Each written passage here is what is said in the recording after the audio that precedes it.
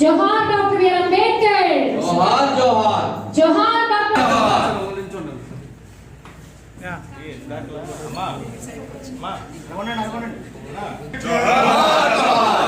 जोहार बाबा साहब अंबेडकर।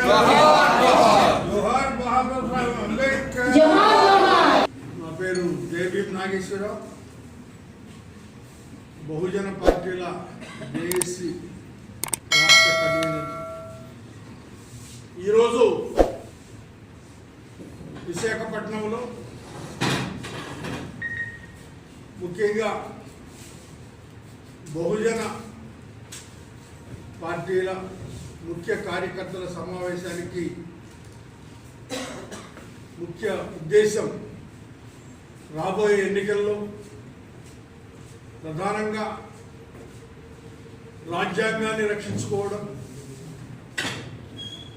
నియంతృత్వంగా వైపు పయనిస్తున్నటువంటి కేంద్ర ప్రభుత్వం, బీజేపీ నాయకత్వంలో ఉన్నటువంటి కేంద్ర ప్రభుత్వానికి ఒక ప్రత్యామ్నాయ శక్తిని నిర్మించడం,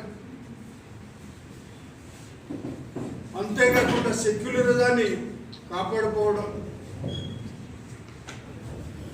ప్రజలపై జరిగేటువంటి దాడుల్ని ఆపాలి అనేటువంటి ఉద్దేశాలతో ఈ యొక్క ఉత్తరాంధ్ర జోన్ మీటింగ్ అనేటువంటిది నిర్వహిస్తున్నాం.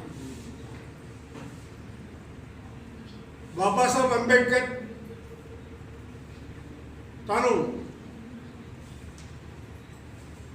సామాజిక కార్యక్రమాలు ప్రారంభించే ప్రయత్నంలోనే రాజకీయ ఉద్యమాన్ని కూడా నిర్మించి ఆయన ప్రయత్నం చేశారు. ఈ దేశంలో రాజ్యాధికారానికి రావాలి, రాజ్యాధికారాన్ని సాధించాలి. రాజ్యాధికారాన్ని సాధించలేనటువంటి జాతులు కానీ కులాలు కానీ వాటికి విలువనేది ఉండదు. ఎప్పుడైతే రాజ్యాధికారాన్ని సాధించుకోగలమో ఆ రోజు మాత్రమే వాటికి స్థాయి వస్తుంది. అందువల్ల రాజ్యాధికారం అనేది ఒక ప్రధానమైనటువంటిది. ఆయన జీవితకాలం అనేక ప్రయోగాలు చేశాడు, అనేక ప్రయత్నాలు చేశాడు. తర్వాత వచ్చినటువంటి మానశ్రీ కాంశీరామ్ గారు ఆ బాటలోనే నడిచి ఇక్కడ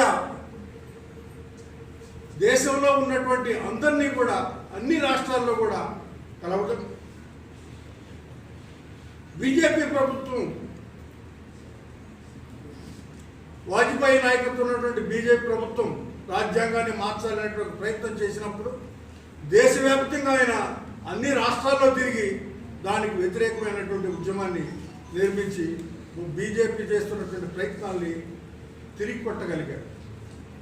కానీ ఈరోజు బాహాటంగా మనుధర్మ శాస్త్రాన్ని మేము తీసుకొస్తామని, మనుధర్మ శాస్త్రంతో పునాదుల మీదుగా రాజ్యాంగం రాశామని, అలాంటి వ్యవస్థను వెళ్ళి మేము తీసుకొస్తామని చెప్తున్నారు. సనాతన ధర్మం అనేటువంటి చెప్తున్నారు. వీటి మీద ఈ దేశానికి నాయకత్వం వహిస్తున్నటువంటి ప్రధానమంత్రి ఒక్క మాట కూడా వ్యతిరేకంగా మాట్లాడడం కానీ వాటిని ఖండించడం కానీ జరగట్లేదు. అది ఈ దేశం యొక్క దేశంలో నిన్న సుప్రీంకోర్టు జడ్జిమెంట్ ఒకటి ఇచ్చింది. ఆ జడ్జిమెంటు ఎలక్ట్రల్ బాండ్స్ మీద ఇస్తే ఆ వ్యవస్థకి నాయకత్వం వస్తున్నటువంటి, ప్రభుత్వానికి నాయకత్వం వస్తున్నటువంటి ఒక వ్యక్తి, ప్రధానమంత్రిగా ఉన్నటువంటి వ్యక్తి సుప్రీంకోర్టుకి తగిన విలువను ఇవ్వకుండా ఆ తీర్పుల్ని ఎగతాళి చేస్తూ ఆయన మాట్లాడటం చాలా అది ఖండించవలసిన విషయం. అందువల్ల మేము రాష్ట్రంలోనే ఉన్నటువంటి పరిస్థితుల్లో కూడా ఇక్కడ జరుగుతున్నటువంటి దారుణాలు అనేక ఉన్నాయి. పోలీసు రాజ్యాన్ని కనీసం ఎవరన్నా మాట్లాడితే వాళ్ళ మీద కేసులు పెట్టడం, లేదా డాక్టర్ సుధాకర్ లాంటి వాళ్ళని చంపడం, సుబ్రహ్మణ్యం లాంటి వాళ్ళని చంపేసి డోర్ డెలివరీ చేసినటువంటి ఎమ్మెల్యే ప్రజాప్రతినిధుల్ని వాళ్ళకి తగిన మర్యాద ఇచ్చి మరి వాళ్ళని కాపాడుకుంటున్నటువంటి ముఖ్యమంత్రి, ఎస్సీ ఎస్టీ స్కీమ్లు ఎత్తేయడం, అంతేకాకుండా రాష్ట్రంలో కుల విజన్ ప్రకారం అన్ని సొసైటీలు పెట్టేసి బాబాసాహెబ్ అంబేద్కర్ కుల నిర్మూలన అందరినీ ఐక్యం చేయాలి అని బాబాసాహెబ్ అంబేద్కర్ చెబితే దానికి విరుద్ధమైనటువంటి పరిస్థితుల్ని ఇక్కడ రాజ్యంలో సృష్టించి ఎవరి పాటికి వాళ్ళని చీల్చి తను మాత్రం రాజ్యాన్ని ఏలాలనుకుంటున్నటువంటి జగన్మోహన్ రెడ్డి అనేక స్కీములు ఆయన తీసేశాడు. ప్రతి సంవత్సరం ఎంప్లాయ్మెంట్ రిక్రూట్మెంట్ అనేటువంటిది ఆ నినాదం అని చెప్పాడు, కానీ అది మాత్రం అది కూడా చేయలేదు.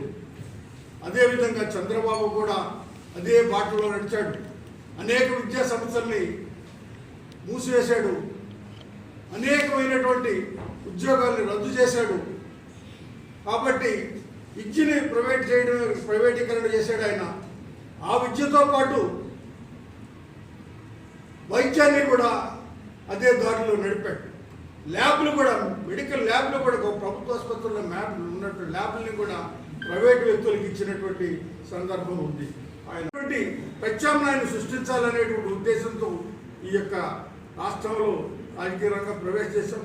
దాదాపు 14 పార్టీలు అందరం కలిసి ఈ యొక్క జేఏసీగా ఏర్పడి దీన్ని ముందుకు పోయేదానికి మా ప్రయత్నం మేము చేస్తున్నాం.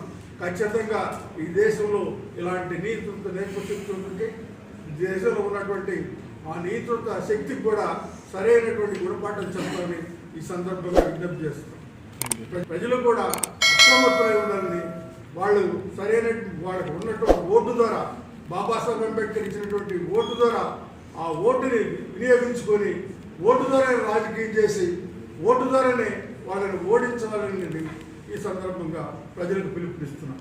జై భీమ్, జై భారత్.